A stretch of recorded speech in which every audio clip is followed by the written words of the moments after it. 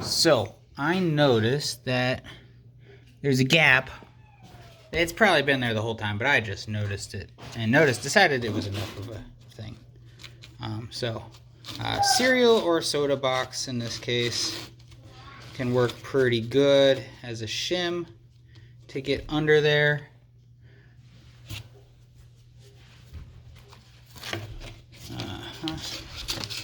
So we're gonna shove them under. I got some bigger chunks for after this, but we're gonna support it where we can here.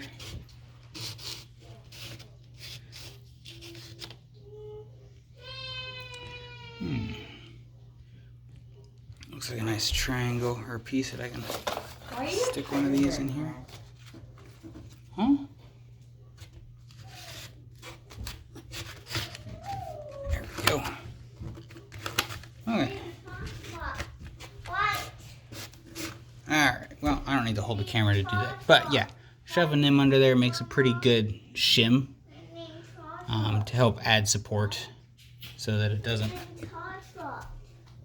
sag and crack and do stuff as bad. It probably won't anyways, but this just helps prevent that even more. So, yep. Simple solutions.